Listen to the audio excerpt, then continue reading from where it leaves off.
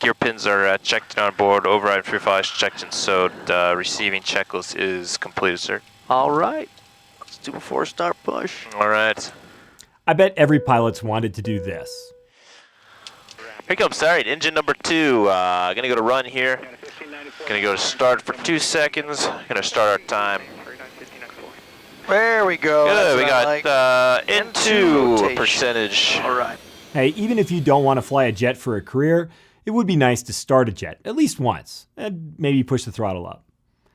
Jet engines are usually a lot easier to start than a prop, and the process is pretty simple. It comes down to lots of air under pressure, some fuel, and boom, you're lit. The tough part is getting enough compressed air. To understand how a turbine engine starts, you should understand how it works. They run off a suck, squeeze, burn, blow principle. Take this generic turbofan engine, like the one that powers the ERJ. It sucks air through the intake, and then it sends the air through a fan, compressing it.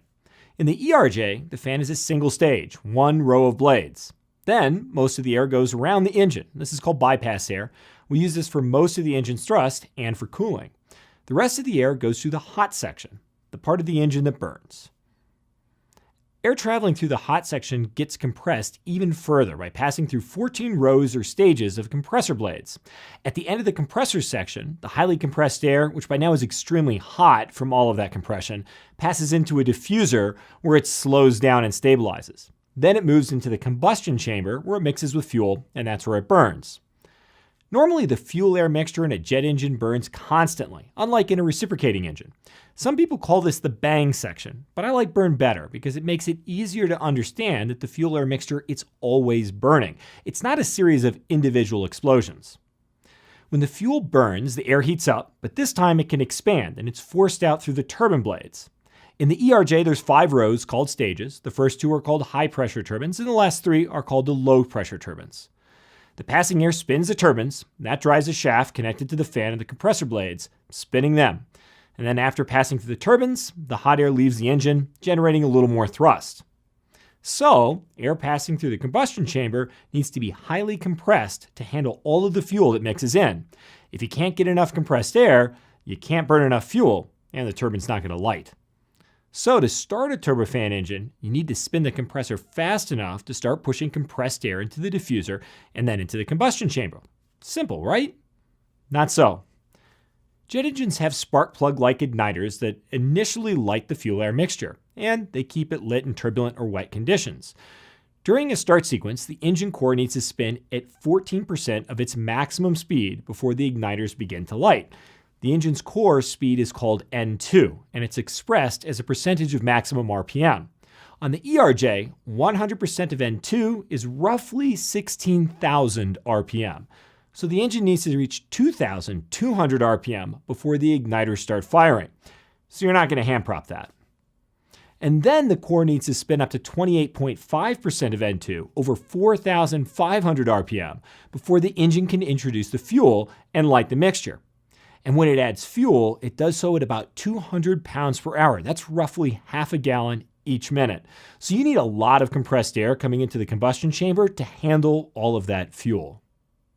Smaller turbines, like mini turboprops, they're light enough to start using an electric battery and motor. But even a regional jet's engines are too large to start using that electric motor. So instead, we take pressurized air and run it through an air turbine starter. That's another small turbine and it's attached to the side of the engine. The air spins the air turbine starter, which is connected to the engine shaft through a clutch. So, spinning the air turbine starter in turn spins the engine's compressor. And you rely on that system until the engine reaches 28.5% of N2 and it lights. Then the engine powers itself.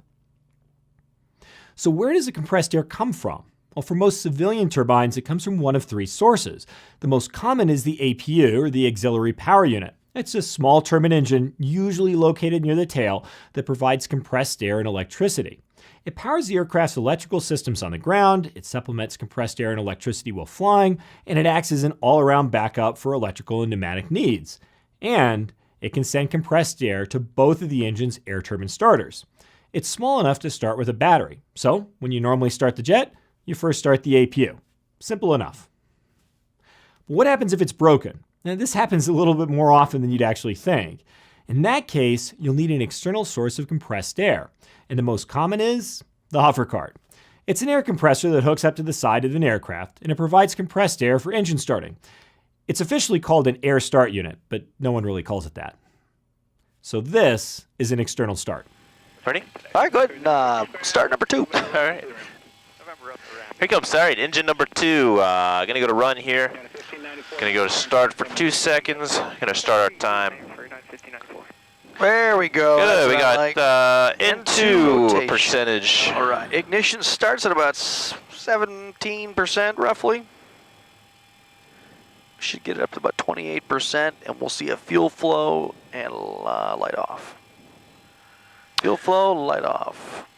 And our N1, which is the big blade up in the front, starting to spin at about 7.5% now. Now you're going to hear a bunch of clicking at about 56.4% N2, and that'll be all of our buses popping out of the generators.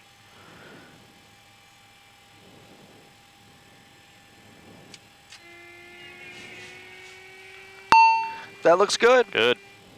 And now that engine 2 is up, we need to start engine 1. But we don't need the cart anymore. We can actually use engine 2 for that.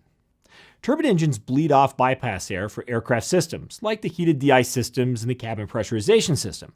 And we can route compressed air from engine 2 to the air turbine starter on engine 1. We simply open the bleeds on engine 2, open the crossfeed to engine 1, and voila, engine 1's ready to start, like this. Okay, now to start engine number 1 from the bleed air from engine number 2. Yep, we will run up number 2 up to roughly 83% N2. That provides enough pressure from the 14-stage bleed valve to push through our system. We have the cross bleeds open, so the piping between the number 2 and number 1 is completely open. So when that pressure comes through, it's going to go through the system and actually going to spin our number 1 engine up to 56.4, where it becomes self-sustaining. All right, number 2 is coming up. Okay. Here we go.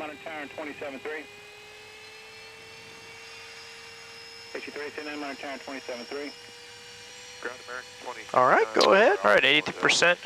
Engine number 1, moving the start-stop selector to the run position momentarily.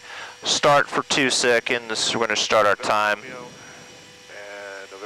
And we're starting to see the N2 rotation on engine number 1. Ignition A is on.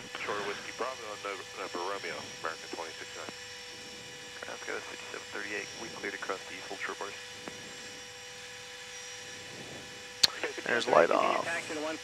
Fuel flow. There goes N1. So N1's starting to spin up just nice. We have a time limit of one minute, and that's a limit on the air turbine starter, the ATS. It gets incredibly hot. That air that we're taking off the 14-stage bleed is really hot. And so it's a structural limitation on the air turbine starter inside the engine. That's fine. That is associated with the number 1 running. So we get we get a master warning if we have any main service door or main cabin door open with number 1 running. That's because that's where passengers, if they're going to disembark the airplane, they'll go off the main cabin door. And obviously with number 1 running, that is definitely a hazard in the 121 environment. Absolutely. So good. Got a good stabilized engine. We'll bring the power back down. So now we have 2 perfectly good idling engines. Once you get the engine started, you need to check a couple of indications quickly, unless you want to burn up the engine's core. But we'll show that in our next video.